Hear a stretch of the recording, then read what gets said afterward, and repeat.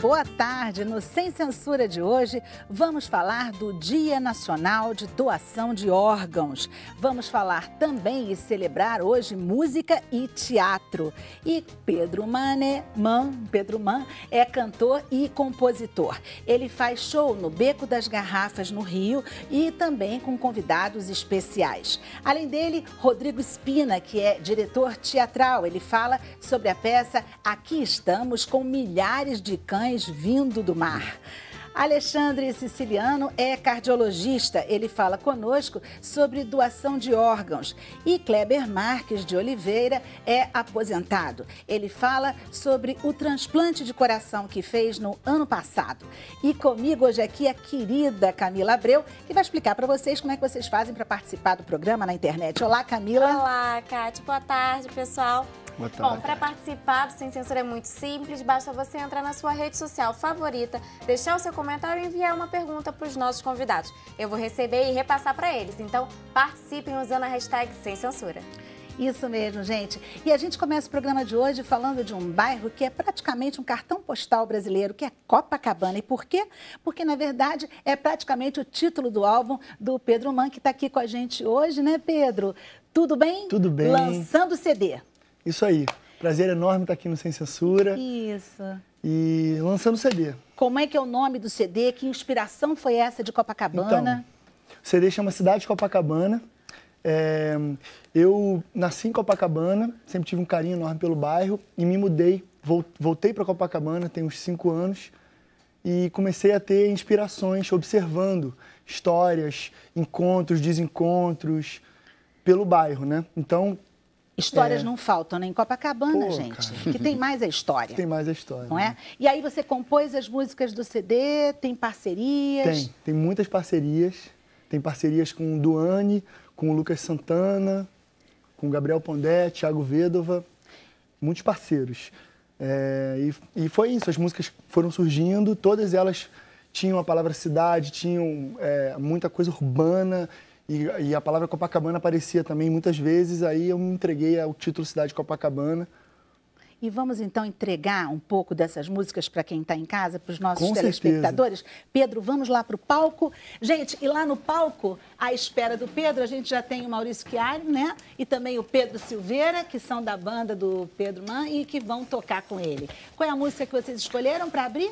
A gente vai fazer Amor de Carnaval, que tem um clipe que está rodando aí, uma parceria minha com o Lucas Santana. Ok, então Amor de Carnaval. Vamos que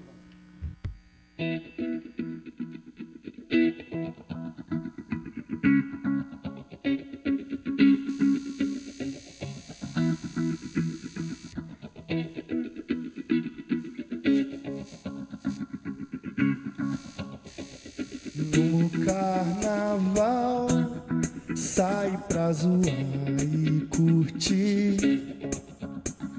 Você também, cheia de purpurina e LED. Foi total acaso, do nada você tava do meu lado, dançando só pra mim. E eu fiquei tipo assim.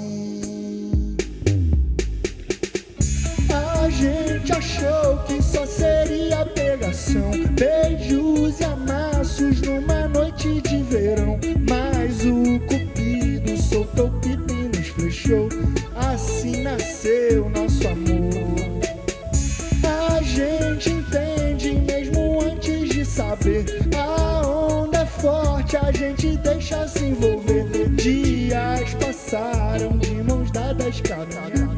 A gente quer namorar. No carnaval sai pra zoar e curtir. Você também, cheia de purpurina e LED. Foi total acaso, do nada você tava do meu lado, dançando só pra mim. E eu fiquei tipo assim. A gente achou que só seria seria pegação, beijos e amassos numa noite de verão. Mas o cupido soltou pipa e nos flechou, e assim nasceu nosso amor. A gente entende mesmo antes de saber, a onda é forte, a gente deixa se envolver. Dias passaram de mãos dadas caminhar, a gente quer namorar. A gente achou que só seria pegação, beijos e amassos numa noite de verão. Mas o cupido soltou pipa e nos flechou, e assim nasceu nosso amor. A gente entende mesmo antes de saber, a onda é forte, a gente deixa se envolver. Dias passaram de mãos dadas caminhar, a gente quer namorar. Muito bom! Obrigado. Você quer falar um pouquinho do seu grupo, do Pedro, então, também do Maurício? Cara, eles tocam comigo há muito tempo. Quanto tempo? Muito é quanto? Cara, já tem uns 3 anos. Maurício toca comigo já uns 7. Maurício toca comigo há 7 anos, cara. Maurício é fiel escudeiro, gravou meus 2 discos. O Pedro já toca comigo há uns 3 anos. Fora o Bom de Som. O Pedro, ele é da minha banda instrumental, o Bom de Som. Eu tenho uma banda que faz 15 anos mês que vem. E o Pedro já entrou pra banda há 6 anos. E, enfim, a gente já tem uma amizade bonita e tal. Estrada musical, uma troca, enfim, já de longa data. Ok. Pedro, você volta pra cá e o Pedro e o Maurício vão voltar no final do programa para tocar mais uma música bem legal como essa que vocês tocaram. O CD é todo assim, alegre, desse jeito que você tocou aqui pra gente agora? O CD é todo alegre, é bem dançante, é bem... Eu tenho um pouco essa coisa, assim, eu sou... Como eu toco baixo, as músicas são bem dançantes, assim, é uma coisa bem solar, eu gosto muito, assim. E o disco, ele tem uma pegada um pouco eletrônica, misturada com acústico, assim, tem reggae, tem groove, tem essa música que é um tributo ao funk carioca, uma homenagem a bem Cidade de Copacabana. E vocês têm um clipe também de uma música chamada Virtual, não é isso? Vocês fazem a gente vai lançar esse clipe mês que vem. Esse clipe, vocês fazem uma espécie de crítica a um pouquinho esse mundo virtual que a gente está vivendo? Exatamente. Essa música, cara, eu pensei, fiquei viajando, tomando um chopp com meu pai, que já é falecido há 15 anos, falando pra ele o que mudou de 15 anos pra cá. Eu tinha 18 anos quando ele se foi. E aí eu comecei, você não acredita que o mundo anda muito mudado. Não tem mais orelhão, o bonde é o avião e o campo tá minado. A máquina de escrever foi deixada de lado. E o computador é o novo professor. Coitado do robô que tem mais um trabalho. Daqui pra frente o sexo é virtual e a nossa gente esqueceu do que é real. E aí a letra é grande, eu vou falando e tal. E daí surgiu essa música. É interessante. É parceria com o Thiago Vedova, que é um irmão meu também. E aí a gente falou, cara, vamos fazer um clipe. E é uma animação do estúdio de criação ULA que vai ser muito legal. É uma crítica muito bacana. Assim. E é interessante você falar isso, porque às vezes eu também penso, quanta coisa aconteceu em tão pouco tempo, nos últimos 15 anos. Quer dizer, a sua letra está perfeita. A gente não se dá conta da velocidade com que as coisas estão mudando. Então, agora, quando você falou esse verso, os seus versos da sua música, eu falei, gente, é verdade, em pouco tempo, em 15 anos, quanta coisa mudou. Não, eu lembro, o orelhão era uma coisa que rolava. Quando ele faleceu, eu lembro que eu tinha acabado de ganhar um celular, ele chegou a me dar um celular, mas estava muito começando a questão do GPS também. Tem até uma frase que fala, não tenho opinião, só uso GPS. As pessoas não sabem mais, né, dirigir na cidade, não sabem mais para onde vão. É tudo... A internet mudou muito. Porque, na verdade, se você tem aquilo pronto, você não se preocupa em aprender onde é aquela rua, coisa que antigamente as pessoas se preocupavam. Como eu chego lá? E agora vai pelo GPS, que muitas vezes, inclusive, te leva para o lugar errado. É uma musculatura que não tem necessidade de você treinar ela mais, né? E isso acontece com outras tantas coisas. Inclusive, a gente não lembra mais hoje em dia, eu acho, do número de telefone. Alguém aqui sabe o número de telefone das pessoas? Eu vou perguntar até aos convidados. Camila, você sabe? São 2 os números que eu lembro. 2 números que você lembra? Só. Kleber, você sabe o número de telefone das pessoas hoje em dia? Alguns Alguns poucos? Eu também. Doutor Alexandre, também só aqueles assim necessários? Sim. Espera também? Eu sei 2 também, eu tentei lembrar agora. Eu sei 3, o meu e um amigo meu, o cara não muda o telefone há 15 anos, então, desde a época que ele não muda o número da minha mãe, sei lá, tipo, cara, ninguém. Por isso que a gente fica tão perdido quando a gente perde o celular. Perdi todos os meus contatos. Imagina. Total, é a coisa do ciborgue, né, que é como se fosse um membro mesmo, tá tudo ali. Uma extensão, né? É uma extensão. Uma extensão. E a arte conta isso muito bem e o seu CD faz isso também. Eu tento, enfim, falar um pouquinho do que eu observo por aí. E como é que vai ser o show no Beco das Garrafas, que é um lugar tão importante aqui no Rio de Janeiro? Tanta gente Super boa. Copacabana, isso, né? Um lugar já com passou uma por lá. energia, né? Um lugar mítico. Vai ser muito bacana. Esse show é uma celebração à música. Eu vou contar com 3 convidados muito queridos, muito talentosos. A Mari Blue, uma cantora muito legal, que está lançando um disco muito lindo, lançou, está ganhando vários prêmios e tal. O João Bernardo, que é um outro compositor que eu admiro muito, e o Antônio Guerra, que é um meu parceiro do Bom de Som também e da vida, é um instrumentista da pesada, está fazendo um trabalho lindo, lançou um disco agora chamado Movimentos. Muito legal. Engraçado, você falou no tempo, quando você estava ali no palco, né, ele se apresentou, vocês perceberam isso? Quando ele disse assim, não, tem muito tempo que eu os conheço, 3 anos. Eu fiquei assim, eu falei, gente, como é que o tempo é tão relativo? Como ele é muito jovem, ora, 3 anos é bastante tempo, não é? E a intensidade também, né? A intensidade, lógico. Agora, como é que você, tão jovem, vê o mercado fonográfico brasileiro para que vocês jovens consigam tocar, que vocês jovens consigam entrar?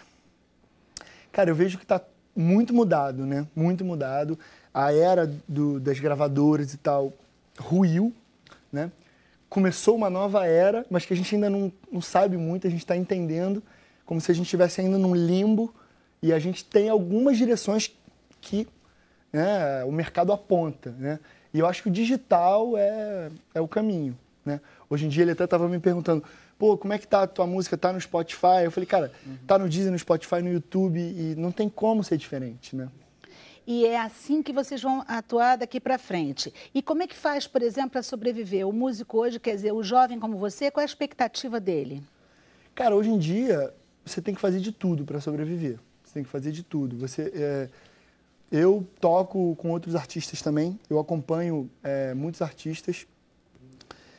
Já acompanhei, já tive a oportunidade, a honra de dividir o palco com Nicolás Krasik, Gilberto Gil, Geraldo Azevedo, Roberta Sá, muita gente. Então, enfim, da aula eu não dou, eu até já dei há muito tempo atrás, mas eu faço de tudo, já toquei em musical, já toco em casamento, toco em tudo, assim. E o meu trabalho solo, que é o que eu tenho um carinho especial, muitas vezes ele não me dá, né, o dinheiro para eu me sustentar. Então tem o Bom de Som, que tem 15 anos também, a gente tem vários fazer outras coisas. Projetos. Bom, vamos convidar o pessoal, Pedro, quando é que é o seu show, o horário, direitinho onde é que Meu show é amanhã, vou olhar aqui para essa câmera aqui. Então, queria convidar vocês amanhã no Beco das Garrafas em Copacabana, quinta-feira, dia 28 de setembro, às 21 horas. O show vai ser muito especial, vão ter várias participações especiais. E se tiverem que achar você, tem alguma página? Como é que fazem para te encontrar, falar com você, por favor? Pedro Man BR. O meu Instagram, Pedro Man, com 2 N's, MANN-BR. O meu Instagram é Pedro Man BR. O meu Facebook também, Facebook/Pedro Man BR. Twitter é Pedro Man 7, meu número da sorte. E aí acham fácil você? Acham fácil. O meu site, www.pedroman.com. Tem os 2 discos para baixar no site. Gente, entendeu? uma beleza, então. E tudo isso com muita paixão pela música e muita paixão pela vida. Graças a Deus. Não é isso? Tem que ter, né? Pois é, Pedro Mar, a gente tem que ter paixão mesmo pela vida e a gente precisa, principalmente, do nosso coração funcionando bem. E a gente hoje tem aqui com a gente um cardiologista para falar do Dia Nacional dos Transplantes, né? De doação de órgãos. E é por isso que o doutor Alexandre Siciliano está aqui com a gente. Doutor Alexandre, qual é a importância de uma data como hoje? O que a gente precisa chamar a atenção? Então, eu queria agradecer a oportunidade de estar aqui, a oportunidade que o Instituto Nacional de Cardiologia me dá por estar representando um grupo de pessoas que que tem a visão, de fato, de poder promover, né, cuidado. E algumas pessoas precisam, né, nesse seu cuidado, de transplantes de órgãos. Hoje a gente está aqui para falar sobre o Dia Nacional da Doação de Órgãos, né? E talvez o grande impacto disso seja a oportunidade de estar discutindo esse assunto, que ainda é pouco conhecido da maioria das pessoas, né? Tem muitos tabus ou mitos envolvidos, e ter um dia que marca o impacto que isso pode ter na vida dos indivíduos, né, é sempre muito positivo. Doutor Alexandre, todo mundo pode fazer doação de órgãos? Precisa de algum documento, alguma coisa? Se eu vier, por exemplo, a ter algum problema e eu, por exemplo, gostaria de ser doadora, quem é que decide? Eu ou a minha família? Então, expressar a sua vontade, né, durante a vida, ela é absolutamente uma condição fundamental, né? O consentimento passa pela autorização da família, depois do óbito, né, da morte encefálica. A família é sempre consultada, né, e a família é que tem a palavra final sobre a doação dos órgãos e tecidos ou não, especificamente para cada órgão e para cada tecido, né? Mas a sua expressão dessa vontade em vida, ela é absolutamente determinante, né? Então, passar isso para os seus entes durante a sua estada aqui é absolutamente fundamental para que a sua vontade prevaleça após um evento inesperado. Até porque, né, para o ente querido, para essa pessoa que está sofrendo tanto, é complicado tomar uma decisão dessas. Então, se ela tiver tido o seu respaldo em vida, com você dizendo que era uma coisa que queria muito, de certa forma vai ajudá-la também.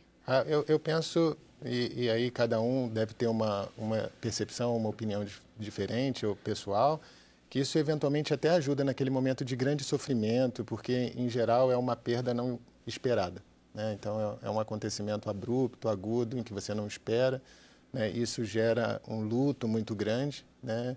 E você poder realizar um desejo, uma vontade daquele indivíduo quando em vida, naquele momento de grande sofrimento, pode eventualmente aliviar esse sofrimento, né? Doutor Alexandre, como é que nós estamos hoje aqui no Brasil em relação a transplante de órgãos? O campeão de transplantes. Então, o Brasil ele tem um sistema de doação e transplante de órgãos, né, financiado pelo SUS, né, que é o sistema público, talvez um dos maiores do mundo, né? Então, hoje se fazem transplantes de todos os órgãos e tecidos pelo Sistema Único de Saúde no Brasil como um todo, né? O fígado e o rim são os órgãos, em termos de volume, mais transplantados, né, no Brasil. O coração, por conta de diversos desafios que o transplante do coração requer, ele é transplantado num volume um pouco inferior aos volumes de fígado e rim, que também podem ser transplantados entre vivos, né? Então, o rim, como nós possuímos dois, você pode doar em vida, e o fígado também, parte do fígado, eventualmente, você pode doar para crianças, né? Mas o coração, isso não é possível. E córnea? Córnea e outros tecidos, como válvulas cardíacas e osso, também são de grande demanda, né? E existe ainda uma fila de espera para córnea em particular, na maior parte dos serviços que transplantam tecidos, né? Mas o número é crescente no Brasil. As pessoas estão doando mais os órgãos? Eu penso que sim, né? Há uma conscientização da população de que doar é um ato de amor, né? Amor ao próximo, né? Que não deixa nenhum tipo de sequela no corpo do indivíduo que faleceu, né? E nesse sentido pode diminuir o sofrimento ou viabilizar uma qualidade de vida e perspectiva de vida para os nossos irmãos em número muito grande. Então, um indivíduo, quando falece, ele pode beneficiar uma dezena, ou mais de uma dezena, dezenas de pessoas, né?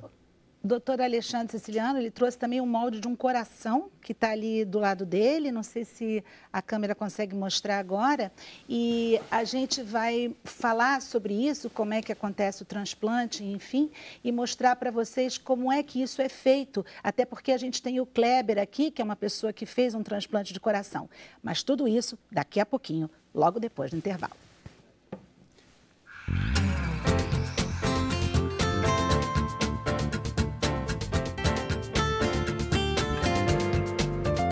Estamos de volta com o Sem Censura. Vamos com a Camila Abreu. Diga, Camila.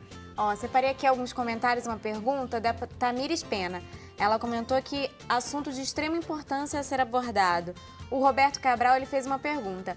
Doutor, como influenciar a doação de órgãos num país onde a falta de informação é grande e as religiões não tratam do assunto?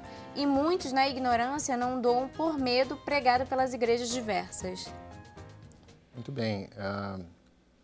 O que a gente precisa em qualquer situação médica, né, é conhecimento. Então, quanto maior for o grau de conhecimento das pessoas, isso ajuda muito na tomada de decisão. Seja para doar um órgão, seja para fazer uma intervenção cirúrgica ou mesmo para tomar um remédio. Então, a intervenção médica, ela passa pela avaliação de riscos e benefícios, né, que precisam ser absolutamente explicitados e de forma muito transparente, consensados com a dupla médico-paciente, né? Então, no quesito doação de órgãos, eu acho que uma das coisas mais importantes é a discussão, né? O que é a doação, quando é que ela acontece, o que é a morte encefálica, né? Como é que eu tenho certeza que o meu ente querido faleceu de fato? Né? Quais são os danos para o corpo do indivíduo? Quanto tempo atrasa o enterro? Então, tudo cria, né, uma atmosfera de muita dúvida, né, porque isso a gente debate pouco. Né? Então, como a gente começou o programa hoje, ter um dia dedicado à discussão desse tema, eu acho que ajuda, né, no sentido de poder promover informação e debate. Doutor, então vamos mostrar o coração e vamos, de uma forma assim breve, explicar como é que se faz, né, um transplante de coração, que foi o que aconteceu com o Kleber, que está hoje aqui super bem, 10 meses depois da sua cirurgia, não é isso, Kleber? Com certeza. Muito bem. Vamos lá, doutor. Muito bem. Então, o coração, na verdade, ele é uma bomba, né? E os órgãos e tecidos do corpo, eles precisam de oxigênio para funcionar de forma adequada. Esse oxigênio é distribuído através do sangue, né? O sangue é quem carrega o oxigênio para os órgãos e tecidos, e para esse sangue fluir, eu preciso de uma bomba que faça esse fluido seguir esse fluxo. E o coração nada mais é do que uma bomba. São células, né, que de forma organizada se contraem e permitem impulsionar do sangue para que ele possa levar oxigênio para os órgãos e tecidos. Para isso, eu tenho dois lados do coração, um lado que é o lado direito do coração e o lado esquerdo, que bombeia o sangue para órgãos diferentes. Né? O lado direito bombeia para o pulmão, para que eu possa oxigenar esse sangue, e o lado esquerdo bombeia para o corpo todo, para levar esse sangue já com oxigênio para os órgãos e tecidos. Então, ele tem conexões de saída, né, do sangue e de entrada do sangue. Para fazer um transplante, a gente precisa fazer a retirada do coração, da parte muscular, e dessas conexões, que são esses tubos de saída e de entrada, né, e, de uma forma cirúrgica, reimplantar, né, na pessoa que vai receber. Então, é uma logística complexa, porque são duas equipes cirúrgicas que trabalham de forma simultânea, né, uma para retirar o órgão do doador e uma para implantar o órgão no receptor, que precisa acontecer num intervalo de tempo muito curto. Quanto tempo, doutor? Desculpe, quanto tempo? Então, em até 4 horas, a gente precisa ter toda essa logística pronta, da retirada a ele estar batendo novamente no indivíduo que recebe. Então, em geral, os pacientes estão os dois no mesmo local? Não. Não. Então, isso não torna o transplante de coração viável, né? Porque o indivíduo pode estar sendo atendido em alguma unidade hospitalar e o transplante precisa ser feito em outra unidade hospitalar, né? Então, são ações que precisam acontecer simultaneamente, na maior parte das vezes, em locais fisicamente separados. E por conta dessa logística de tempo, eles não podem estar fisicamente muito distantes, porque o tempo de transporte ele está sendo contado nesse quesito, né? Doutora, a gente volta já já com você, mas eu vou passar para o Kleber, porque foi o que aconteceu com você. Você estava num determinado bairro e o seu doador estava em São Gonçalo. Isso, Niterói. Niterói. São E você estava Gonçalo. aqui no Rio de Janeiro. No Rio, Laranjeiras. Em Laranjeiras. Kleber, queria que você contasse a sua história. Vamos meio que separar o antes e o depois do transplante. Antes, como é que era a sua vida? Antes eu era cansado, sem força, sem ânimo. Você sempre teve problema de coração? Eu tive problema de... Comecei bem cedo, né? Em 84. Tá? E fiz uma primeira cirurgia em 88, uma troca de válvula mitral, coloquei uma metálica. E mais ou menos em 2012, a médica que eu fazia o acompanhamento, ela achou que estava na hora de buscar uma troca de coração, um transplante. Então eu fui encaminhado para o Instituto Nacional de Cardiologia, né, Hospital de Laranjeiras, para fazer preencher os requisitos, né, exames, para ver se realmente eu teria condição de receber um órgão. E quanto tempo você ficou esperando por esse órgão? Eu fiquei esperando 2 anos. 2 anos na fila? Na fila. O que diziam para você? Tinha que ser alguma coisa compatível com você, para esperar um paciente compatível ou porque tinha muita gente na frente? Não. É compatibilidade mesmo, tá? Porque são vários requisitos, né? São vários requisitos que tem que ser preenchidos. É peso, é altura, é compreensão física, é sangue e uma série de detalhes que parecem pequenos, mas são muito importantes para o resultado desse transplante e tudo correr bem, né? E você sabe quem é o seu doador? Quem foi que doou o coração para você? Não. Não sabe? Não. Eles não falam, não. Ah, eles não falam? Não. Qual o motivo de não falar? Eu creio que seja. Eu já ouvi falar que, às vezes, os parentes, né, do doador, às vezes interferem na vida do receptor. Não por mal, né, por amor. Aquele ser que perdeu aquele ser, né, ele perdeu aquele ser, e aquela partezinha daquele ser que ele tanto ama, que geralmente é um filho, é um irmão, é um neto, está em outra pessoa. Eles vão o quê? Vão se apegar àquela pessoa, no caso, o receptor. E, às vezes, interfere um pouco na vida do receptor, entendeu? Isso é o que dizem. E como é que era para você viver esse dia a dia, essa angústia da espera de um coração? Como é que estava o seu coração numa hora dessa? Olha, como eu já falei para muitos, eu sempre fui muito tranquilo. Você vai fazer um transplante. A única coisa que eu cogitei foi, será que, apesar de já ter feito uma outra cirurgia anterior, será que o meu corpo vai aguentar?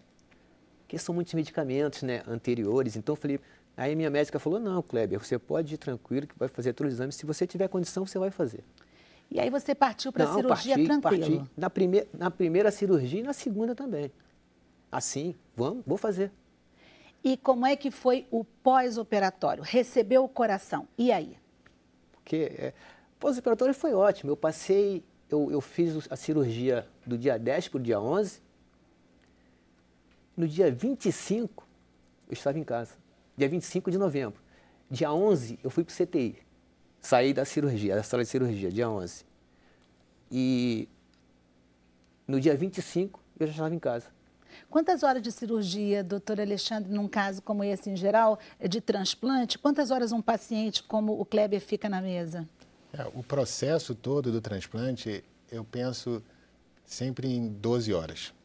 Né? Então, do momento que eu recebo uma ligação dizendo que existe um órgão disponível para um paciente que está esperando, até o momento que eu sei que eu vou sair do centro cirúrgico, em geral, em média, é umas 12 horas. O transplante em si, né, da pessoa que recebe o órgão, ele tem uma duração que pode variar entre 6 e 8 horas, eventualmente um pouco mais rápido, mas a maior parte das vezes hoje são pessoas que já tiveram cirurgia no passado, e aí essas reoperações são mais complexas do ponto de vista cirúrgico, acabam demandando um tempo maior. Que é o caso do Kleber. Que é o caso do Kleber.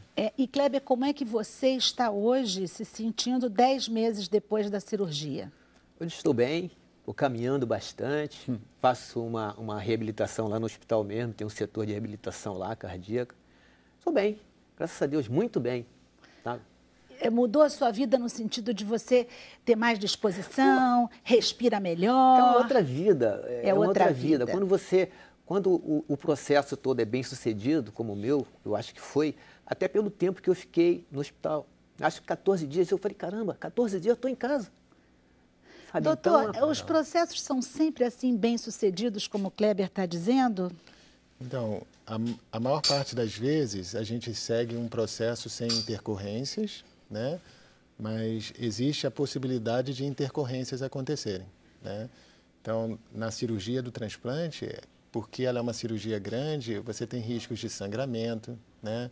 Você tem riscos dos remédios que são feitos depois do transplante, que são os imunossupressores, que baixam a imunidade e isso predispõe infecções, né?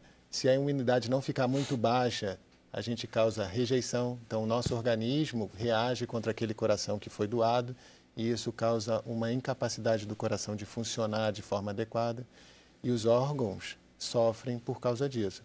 Então, intercorrências podem acontecer e prolongar a necessidade de internação hospitalar. Doutor, o Brasil todo tem condições hoje, pessoas que estão, por exemplo, em outros estados ou cidades do interior, hoje tem condição de fazer uma cirurgia assim de transplante? Do transplante de coração em particular, eu não acho que a gente tenha centros transplantadores em todos os estados, mas na maioria dos estados existem instituições e equipes prontas para oferecer esse tipo de intervenção. Kleber, e você hoje está todo contente, está com uma camisa bonita, vamos mostrar para o pessoal que está em casa, porque você hoje já participou da campanha, não foi? Hoje. Você esteve aonde? O nosso encontro foi feito lá na Largo do Machado, pertinho do hospital, né? No Largo do Machado. Perto do Hospital do Coração, em Laranjeiras. Em Laranjeiras, E assim como você, havia outros pacientes também transplantados? Transplantados e muitos também que estão aguardando na fila, eles também estavam lá. E o que você diz para quem está na fila? Eu digo para quem está na fila, força, fé e tranquilidade. Isso diz muito, sabe? Acho que quando você entra com vontade e sem medo, que dá certo. Dá certo. A medicina, ainda mais nessa parte, né? Eu vejo assim, que eu estou mais próximo, né? Que eu passei na cardíaca, em transplantes e outras cirurgias também nessa área, está muito bem, assim, tá? Bem assessorado, com grandes médicos, né, cirurgiões, grandes equipes. Eu tenho muito a agradecer a Deus primeiro, né? Aquela equipe também lá do Instituto Nacional de Cardiologia, todos eles, pessoal do transplante, da equipe de transplante, da equipe de cirurgia, de cirurgiões, a todas as pessoas lá, até do porteiro, até a todos. E também queria agradecer a todos os parentes do doador.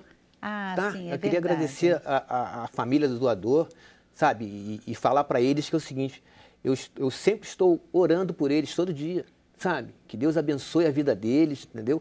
Porque isso é um ato realmente de muito amor, grande amor. E conscientizar a todos que doar é uma coisa tão simples. Basta você falar, comunicar ao teu familiar. Olha só, eu pretendo, eu quero ser doador. Por favor. Você vai dar vida a muitas pessoas. Tem muita gente necessitando, tem muita gente na fila. Doutor, nesse caso, até com as palavras do Kleber, não precisa fazer registro, por exemplo, eu lá num cartório, não adiantaria nada deixar isso registrado. Se a minha família disser que não, não adianta, ou adianta? Não adianta. Então, a família é a palavra final. É a palavra final. E essa mensagem, acho, do Kleber é muito poderosa, né? Assim, ela tem grande impacto, eu penso, e eu divido da mesma opinião. A gente está falando de coração, obviamente, foi o transplante que o Kleber fez, e o senhor estava falando do rim também, estava falando do fígado. Agora a gente tem transplante de pulmão também, que também é bastante comum, e também tem de outros órgãos. Há algum órgão que é mais difícil, que pela experiência demonstra que não é tão fácil, há possibilidade de rejeição? Então, eu não sou especialista em todos os órgãos, né? Do ponto de vista logístico, o coração é o mais complexo logisticamente, né? Talvez o pulmão seja um pouco mais complexo até do que o próprio coração, pelo manuseio, mas são no mesmo grau de complexidade. Mas você tem transplantes de pâncreas, né? Tem transplantes hoje de múltiplos órgãos, né? Então, você transplanta vários órgãos abdominais, né? No mesmo indivíduo, né? Ao mesmo tempo. Você pode transplantar coração-pulmão junto, né? Que torna a complexidade muito maior. Então, de fato, existe uma escala de cinza, né? Que aumenta a complexidade de acordo com o órgão ou com os órgãos que se pretende transplantar, sim. Agora, Kleber, você ouvindo aqui o doutor, pegou o coração, mostrou, disse como é que era. Em nenhum momento, né, você ficou assim pensando, gente, vai tirar o meu coração, vai colocar outro aqui, como é que eu faço? Isso também passa pela cabeça do paciente? Olha, não passou pela minha, não. Para muita gente passa, muita gente vai com muito medo, sabe? Porque eu fui realmente com certeza do que eu estava fazendo, o que poderia acontecer, e fui tranquilo. Assim, eu não sei o resultado, mas eu quero um resultado, entendeu? Então, claro, tive muita força, né, da minha família, sabe? E eu acho que o mais importante é o seu passo. Tua família é importante, vai te dar apoio, mas o teu passo é importante. E também, realmente, você ter esse suporte todo de um hospital, como aquele lá, das pessoas que trabalham ali, como é que se diz? Da área humana das pessoas ali, sabe? É de coração, as pessoas fazem as coisas, pô, é muito bom. Gente, é muito bom a gente ouvir um relato como esse do Kleber. Você quer falar? Quero falar. Diga. Outra coisa, Diga. não só os órgãos, os transplantes, mas doe sangue. O sangue também é muito importante, porque sem sangue não se faz transplante de nenhum órgão. Como é que vai fazer? O sangue é muito importante também, tá? Então, eu peço às pessoas também que doem. Não tenham medo, não dói, poxa, sabe? E não vai causar nenhum efeito em você, sabe? Então, Kleber, a gente vai fazer o seguinte, eu vou falar, gente, com sangue, raça e coragem, não é isso? Vamos todos à frente nesse dia de hoje que é importante e vamos também para o intervalo e nós voltamos já já com o coração acelerado. E novo.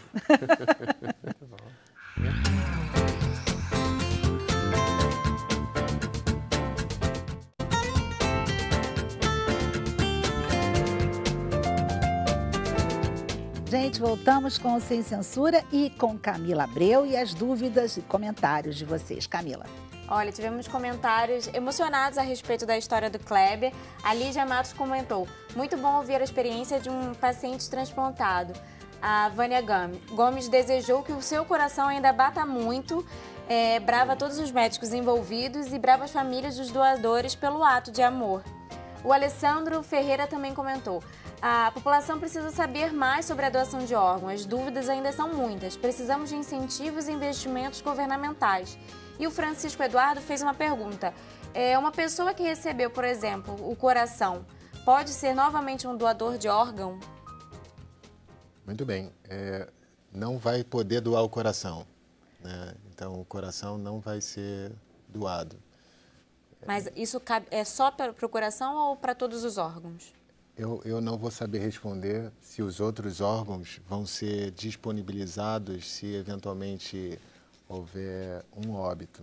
Penso que não, mas eu não consigo dar essa posição assertiva para a população nesse momento. Então... Tem mais alguma pergunta, Camila? Tem sim. A Josiane, ela pergunta quais são os órgãos que são possíveis doar em vida? Então, os órgãos que a gente tem duplicidade, Então, é possível doar em vida, e aí o rim é um dos órgãos que você pode fazer a doação entre vivos. O fígado, ele também pode ser doado de um adulto para uma criança, por exemplo. Uma parte do fígado, você não tira ele todo, você tira uma parte do fígado e pode doar para uma criança. Muito bem. E a gente segue aqui com o programa, vocês tendo mais perguntas, vocês façam. E a gente continua aqui com o nosso coração, com muita paixão e chegando de novo para falar de arte. Aqui com a gente, Rodrigo Espina, que está em cartaz com uma peça, gente, que tem um nome, no mínimo, bastante diferente. Aqui estamos com milhares de cães vindos do mar. Por favor, vamos explicar. Obrigado pelo convite. Olá a todos. Esse espetáculo, ele surge de uma coletânea de cenas curtas de um autor romeno que está bastante conhecido no Brasil, chamado Matei Wisniewski. Inclusive, alguns grupos aqui do Rio já fizeram algumas montagens. O livro que inspirou essa montagem chama Cuidado com as Velhinhas Carentes e Solitárias. Gente! São 15 cenas curtas, a gente montou 14 das 15, e uma delas, que é um cego conversando com seu cão, pedindo dinheiro para a população, com um telescópio, para as pessoas verem a lua e verem as estrelas, só que ninguém mais quer ver a lua e ninguém mais quer ver as estrelas, então ele fica reclamando com o cachorro dele. E essa cena se chama Aqui Estamos com Milhares de Cães Vindos do Mar, que eu achei que combinava mais com os teores de todas as cenas. A peça, ela é um caldeirão da humanidade. Então, é isso que nos atraiu para a montagem. Desde um garoto que aprende a matar alguém na fronteira de uma outra etnia, até um casal revendo sua relação depois de uma relação sexual, e o homem vai acender o cigarro, a mulher acha que ele está vazio e não está dando bola para ela. Ou seja, são vários exemplos de como a humanidade está um pouco absurda, né? Está um pouco desajustada, digamos. Todos os personagens, eles têm muita raiva. Muita raiva. O cego tem raiva do cachorro, essa mulher tem raiva do marido ou desse homem. Enfim, eu posso dar outros exemplos, mas esse lugar da humanidade em que a gente está com muita intolerância, desde o microsocial, né, nas relações íntimas, até as questões políticas e de etnias e tal. E vocês também abordam a questão da solidão, não é? Que é algo que está muito presente, que às vezes as pessoas pouco falam, às vezes podem estar no meio de uma multidão e se sentirem muito sozinhas. Na peça, acho que posso falar também que todos os personagens estão sozinhos, mesmo acompanhado, mesmo querendo ver o outro. Acho que essa solidão se dá porque eu não consigo enxergar o outro como ele é. E esses personagens todos, eles não percebem o outro para valer. A alteridade não se faz. E eu acho que aí, pensando na trajetória da humanidade, em 2017, a gente encontra muita ressonância com essas questões. A gente estreou em 2015 em São Paulo, e agora a gente está aqui com essa reestreia em 2017. Parece que a peça está cada vez mais contemporânea, no sentido da intolerância, de se você não age como eu espero com que você haja, eu vou te destruir, vou te aniquilar, ou vou te excluir do Facebook, né? Essas armas todas, voltando a falar das virtualidades. Ou seja, eu não... Você tem que ser igual a mim. E aí eu não aceito o diferente. Exato. E aí o diferente é o meu inimigo. Exatamente. Cria-se inimigos, né? E acho que essa solidão também se dá nesse lugar.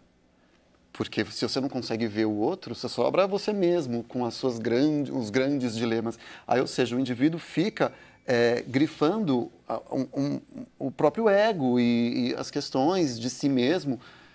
É por isso que eu acho que é bom fazer na praia, porque a gente vê o mar, sabe? Por isso que tem os diantes do mar. Pedro, você acha que isso que ele está falando faz muito parte da sua geração e do que você vem sentindo? Que você está só acenando com a cabeça, assim. Ele fala, você positivamente diz, é isso, é isso, é isso. Eu acho que agora a gente está... Antigamente, imagina, 100, 200, 500 anos atrás, o cara vivia naquele mundinho ali com os semelhantes dele nem sabia que existiam do outro lado do continente. E agora a gente é exposto a uma avalanche de diferenças mesmo. E isso fica mais nítido, né? A diferença do outro e a intolerância do outro, né? Porque, às vezes, o cara ele não consegue tolerar uma ruptura e um antagonismo dentro dele próprio. Ele tem que vencer a ele mesmo, né? Às vezes a gente percebe que, às vezes, o maior problema somos nós mesmos. A gente precisa vencer a gente para poder olhar para o outro. Doutor, o Spina estava falando da raiva, que os personagens têm raiva. Raiva faz mal para o coração, doutor? Eu não tenho nenhuma dúvida. Né? Faz mal para o coração e para a alma, né? Para a alma e para o coração. Então, acho que é um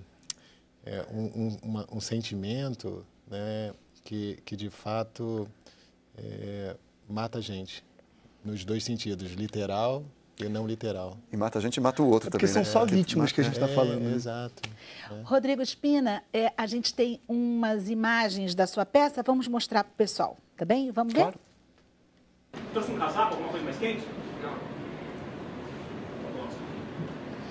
Traga meu casaco mesmo em dias quentes, tá entendendo? Você está vindo de onde, hein, garoto? Eu venho de Cricó. Onde é isso? Não é muito longe daqui.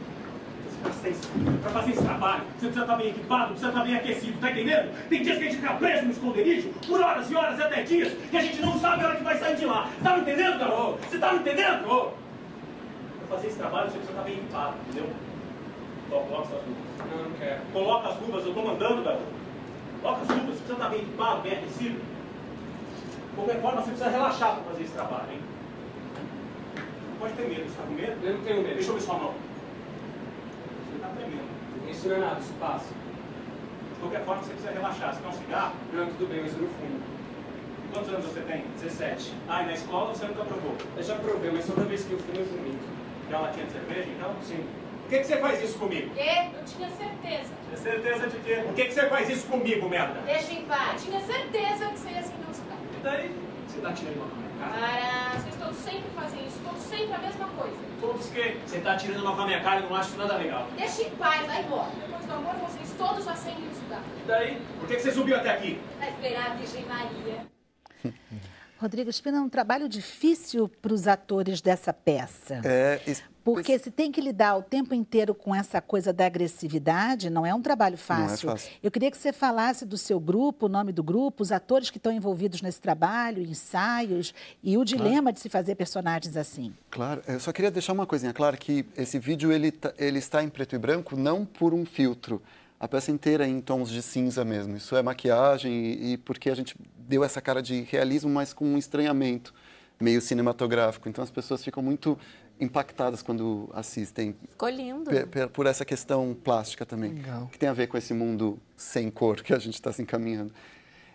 Sobre o trabalho com raiva, eu acho que os atores eles têm maravilhas dentro de si, então eles precisam cavocar-se, né? Precisam investigar si mesmo, encontrar genuinamente essa raiva para poder criar poeticamente em cima dela. Então é um trabalho que a gente faz de concentração antes da peça para poder chegar nos estados de raiva criados na ficção. É um trabalho delicado, sutil, mas ele é super necessário para não ser só um texto decorado sendo dito. É uma experiência de presente. Os atores são 10 atores, o grupo chama Os Barulhentos, a gente existe desde 2013. Nesse espetáculo são os atores Cadu Cardoso, Clara Rocha, Domitila Gonçalves, Elias Pintanel, Gustavo Pompiani, Lia Maria, Lucas Orita, Lucas Paranhos e Marina Campanati e Murilo Zibete. Eu acho que eu não esqueci ninguém. Memória ótima, viu, doutor? Essa tá bem. Tá muito bem. E, Rodrigo, esse grupo de vocês que já encenou essa peça, ou seja, vocês já têm, inclusive, a resposta das pessoas. Como é que o público reage, uma vez que é uma peça que traz tantas coisas que tocam as pessoas? É uma peça tragicômica, né? As pessoas riem dos problemas. Essa cena, por exemplo, da menina falando com o homem sobre o cigarro e tal, as pessoas riem muito, porque ela vira quase você identifica a carência dela, né? E no final as pessoas, elas saem muito impactadas, porque a gente termina a peça com não uma resposta positiva sobre a humanidade, ao contrário, uma problematização. E geralmente a gente vê muita gente chorando no final, as pessoas ficam chocadas, escrevem no nosso Facebook, comentando sobre o espetáculo e tal, por esse envolvimento por perceber que a humanidade, talvez a sua visão de mundo não esteja tão clara. Acho que é isso que a gente problematiza também. Será que a gente consegue ver o mundo como ele é mesmo? Ou não? Tem uma fala na peça que uma menina fala, será que a gente está esperando um tremor de terra para salvar nossa pátria? E que pátria é essa que estamos falando, né? E as questões do Brasil ultimamente também estão em consonância das temáticas da peça. Existem mortos, soldados mortos que voltam, que querem voltar para a terra natal, e eles estão desmemoriados. E eles ficam perguntando, mas a gente sabe o que é vitória? A gente sabe o que é perdão? A gente sabe o que é pátria? A gente sabe por que a gente nunca sabe de nada? E aí perceber soldados falando isso, querendo voltar para a terra natal, e aí a dramaturgia soluciona assim, então tá bom, vocês querem voltar? Então a gente vai fazer bolinhos de carne e cada mãe vai poder pegar um bolinho de carne de cada um. É muito cruel. Muito cruel. Você estava falando que as pessoas se emocionam e choram. O chorar é algo que às vezes as pessoas não conseguem fazer, né? Travam, acham que pode parecer que são fracas, são frágeis. Vou pegar carona também, doutor Alexandre. Chorar faz bem para o corpo como um todo? Eu penso que sim, né? O ato de chorar é um movimento involuntário até do ponto de vista físico, de relaxamento de musculatura, né? Então, se permitir relaxar no sentido mais literal e amplo, né? Em termos de musculatura, no momento tanto de extrema infelicidade ou de alegria, eu acho que é saudável. Rodrigo Espina, rapidamente diz pra gente o serviço que a gente vai encerrar o programa. Tá Onde ótimo. é que vocês estão? A gente está na Caixa Cultural, sexta, sábado e domingo, só essa semana, às 19 horas. Sexta, sábado e domingo. Ok.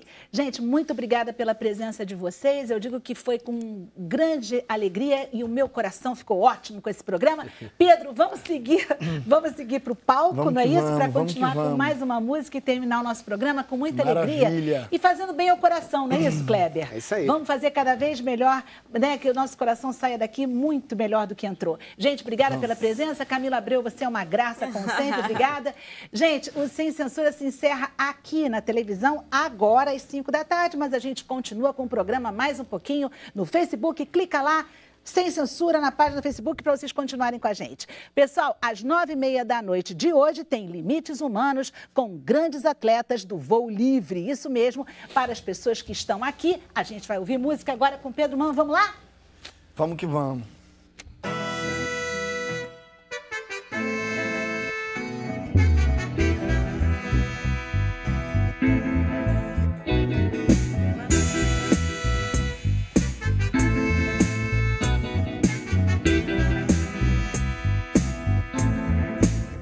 A gente combinou de ficar junto enquanto o amor durar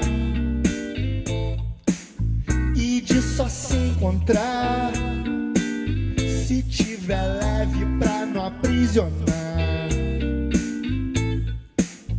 A gente combinou só atender se o coração bater. Sair contigo é bom, sair sozinho também pode ser.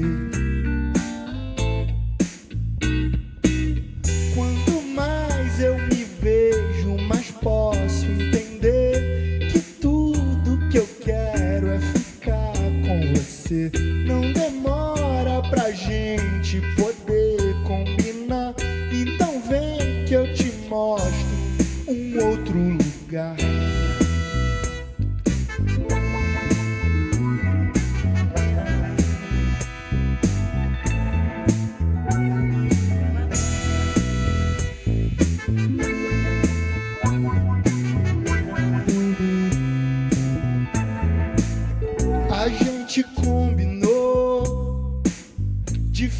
ficar junto enquanto o amor durar,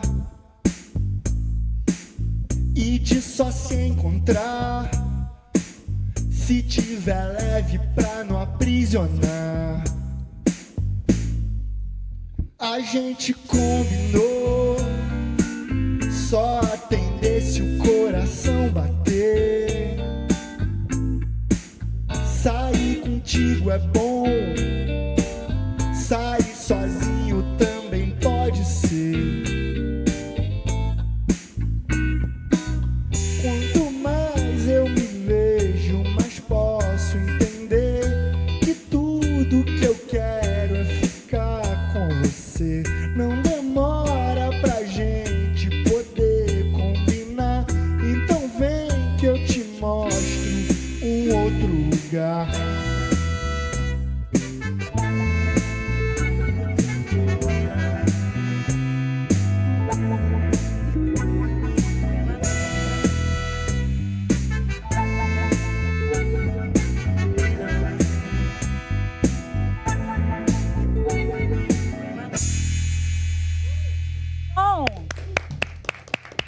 Obrigado.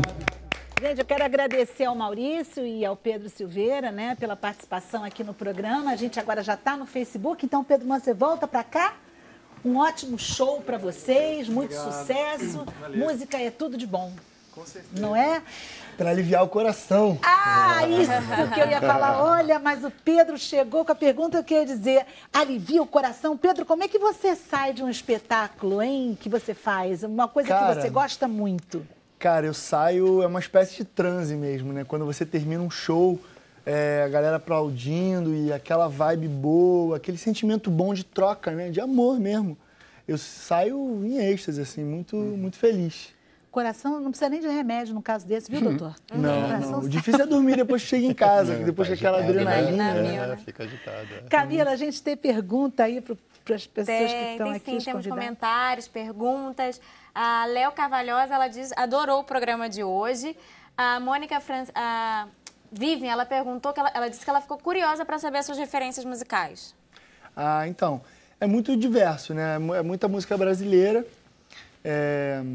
Sempre ouvi muita música brasileira, então mas tem aqueles grandes. Uma década, algum perfil? A MPB, cara, eu acho que essa geração dos setentões aí, Chico, Caetano, Gilberto Gil, Milton Nascimento, e a galera que veio depois, né, Lenine, Paulinho Mosca, e a música pop mundial também, né, música americana, Michael Jackson, James Brown, Stevie Wonder. Uma grande mistura, né? Não é? Mais alguma coisa, Camila? Tem sim. A Mônica Francisca, ela comentou sobre a nossa conversa sobre a raiva. É bobagem, a raiva nos move, e muito. Tanto a raiva quanto o ódio. Tira a gente da zona de conforto.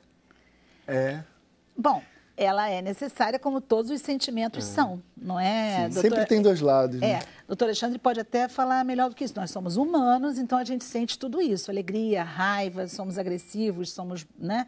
Temos vários sentimentos. Isso faz parte da vida do ser humano, né, doutor Alexandre? Mas tudo que é em excesso... Eu concordo, assim, tudo que é em excesso é deletério, né? Então, ficar na zona de conforto não é adequado, sobretudo para a gente construir um mundo, né? Agora, a raiva, eu penso que ela não traz grandes benefícios, né? Então, uma das coisas que eu tenho aprendido ao longo do tempo, e hoje eu dedico parte do meu tempo estudando, é sobre autoconhecimento, sobre inteligência emocional, né? E a capacidade de você transformar esse sentimento ruim ou deletério em algo produtivo, né? Então, a raiva, como a gente entende que nos tira a capacidade de tomada de decisão consciente, ela não é adequada, né? Mas aquela sensação que te move, de fato, mas que você se permite conscientizá-la, né, e transformá-la em alguma coisa absolutamente construtiva, eu acho que ela é ótima, ela é muito positiva. Mas tem um comentário aqui do Marcelo Sidney, ele disse que gostou muito da opinião do Rodrigo. Ele acha que a intolerância é um veneno, mas temos que vencê-la com inteligência. Que é o que o doutor está Exatamente. quase que falando, né? Fez Que um complemento. Nós precisamos voltar para nós mesmos, para um autoconhecimento, a nossa inteligência interior. Porque aí você passa a entender o que te causa raiva. Por que aquela raiva é expressa em você de uma forma e que te paralisa, eventualmente, né? Então, se você conseguir entender o que te causa raiva e não terciarizar, né, no sentido assim, ele que me causa raiva, isso vale para a intolerância, né? Ele é diferente de mim, né? Se eu conseguir entender qual é o meu limite, eu consigo transformar essas sensações ruins em alguma coisa que me faz bem, me faz melhor e pode resultar em produção positiva para a sociedade como um todo. Kleber, aproveitando até o que o doutor está dizendo, em algum momento, enquanto você esperava pelo transplante, você diz que sempre foi muito calmo, eu compreendi isso, mas em algum momento, assim, em algum momentinho, houve uma perda de esperança, uma tristeza, uma raiva, por que comigo? Por que eu estou vivendo isso? Como você driblou? Não, nesse momento aí não, porque, olha, inclusive eu tenho até, assim, situações, eu trabalho com um amigo meu na empresinha pequena, uma indústria metalúrgica, e ele falou assim, ele me cobrava muito isso. Cara, e aí? E a cirurgia não sai, cara, por um ano? Eu falo, calma, isso não é assim, rapaz. Calma, tudo tem sua hora, pai, coisa e tal. Aí, um ano, no 2016, ele falou assim, olha, sabe o que eu vou fazer? Vou parar a empresa, lá tem uns 30 funcionários. Vou parar a empresa, vou fretar um ônibus, vou lá para a porta do hospital. Eu falei, rapaz, isso não vai adiantar nada, cara. Calma, tudo tem seu tempo. Eu tenho muito essa opinião, eu penso muito nisso, sabe? Nada acontece por acaso. Tudo tem seu tempo e sua hora, sabe? Claro, você tem que buscar, você tem que estar lá, sabe? Mesmo se tá no time, o cara lança a bola, você tem que estar lá para pegar essa bola. Mas é aquele momento, sabe?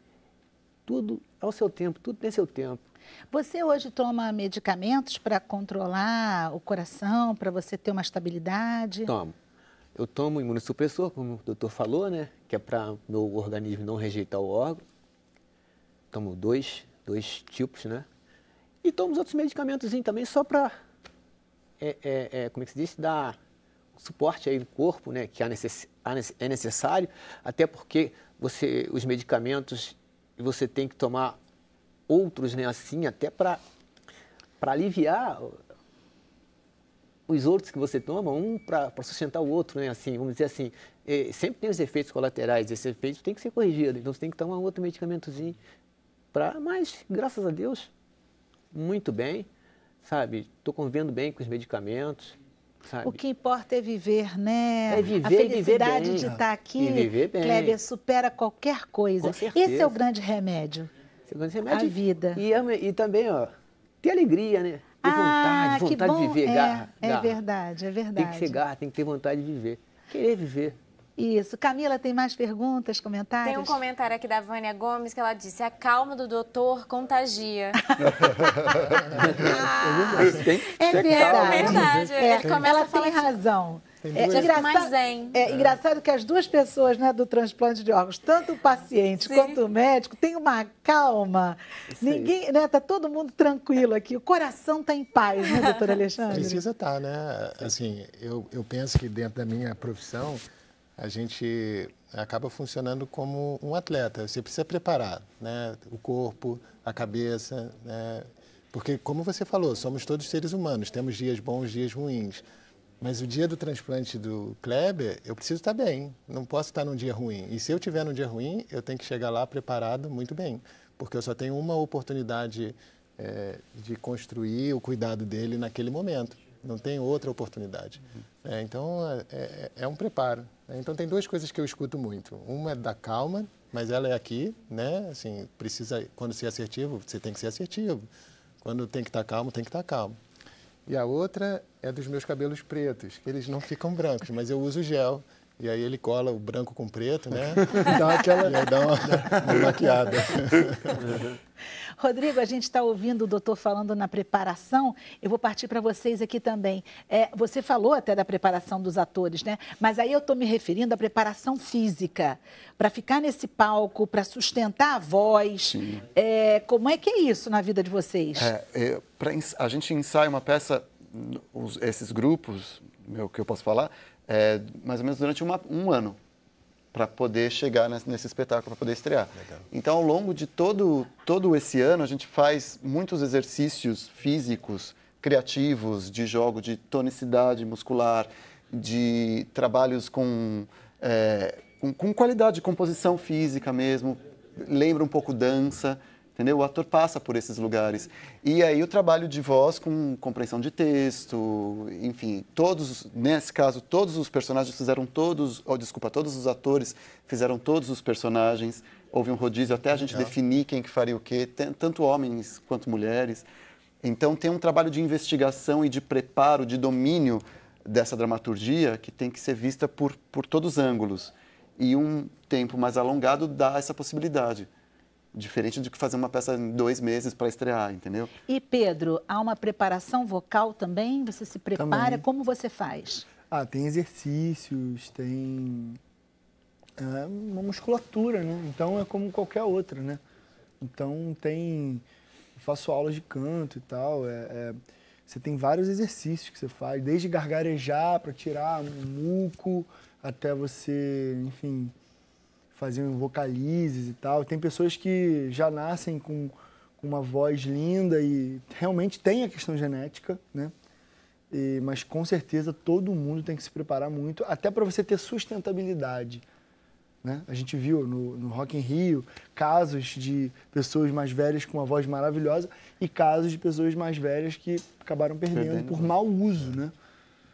Se você fica 10, 20 anos usando a sua voz, usando a voz de garganta, sem uma técnica bacana, ela pode até soar bonito. Você pode fazer um drive na voz e pode soar bonito para as pessoas. Mas aquilo você vai criar calos, você vai criar... E alguma hora você vai ter que passar por um processo cirúrgico e tal. Então, eu acho que é tipo um atleta, no caso, para você... o cara pega um show de quinta a domingo, canta todo dia. Então, ele tem que dormir bem, ele tem que se exercitar. Ou seja, tem que unir o corpo com a mente de uma forma equilibrada, não é?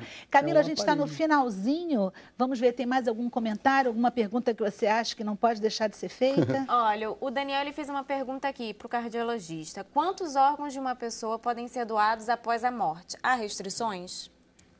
Então, todos os órgãos podem ser doados, né?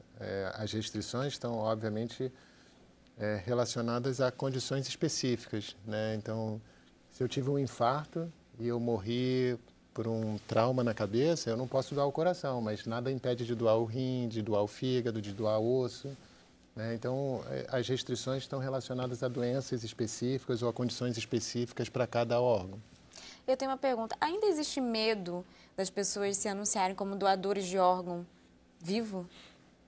Eu acho que isso está dentro daquela coisa que a gente conversou inicialmente, da falta de discussão, do pouco debate. Esse é um dos tabus, mitos? Então, um dos tabus ou dos mitos é assim, se eu me declarar doador, ninguém vai cuidar de mim quando eu tiver um processo de doença, né? Isso é uma inverdade, né? A definição de morte hoje, legal e médica, ela passa pela incapacidade do cérebro funcionar, né? E isso a gente tem dados muito objetivos, né? Tanto do ponto de vista clínico como de exames complementares, que é capaz de definir isso com muita propriedade. Isso não significa que eu perdi o meu cérebro e o meu corpo e os outros órgãos vão ficar funcionando.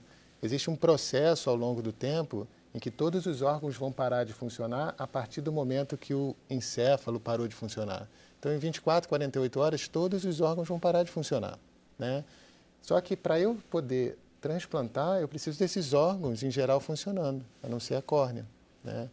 Então, a gente usa essa janela de tempo em que o processo de morte se iniciou no cérebro e vai comprometendo os outros órgãos, mas é inexorável, ou seja, ele é irreversível, né, para contemplar uma janela de oportunidade para que os órgãos e tecidos possam ser retirados com viabilidade, né?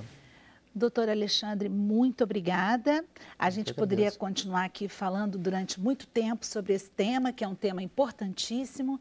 E eu agradeço demais a presença de vocês. Eu acho que a gente fez uma comunhão de assuntos e chegamos à conclusão de que o melhor é o equilíbrio. Não é, pessoal? Então vamos ao equilíbrio, Camila. Vamos encerrar aqui de forma equilibrada e com o nosso coração cheio de amor, ok? Gente, muito obrigada a vocês. Obrigado. Gente, a gente termina aqui no Facebook o nosso Sem Censura. Amanhã a gente está de volta às 5 da tarde. Vem com a gente amanhã também. Tchau.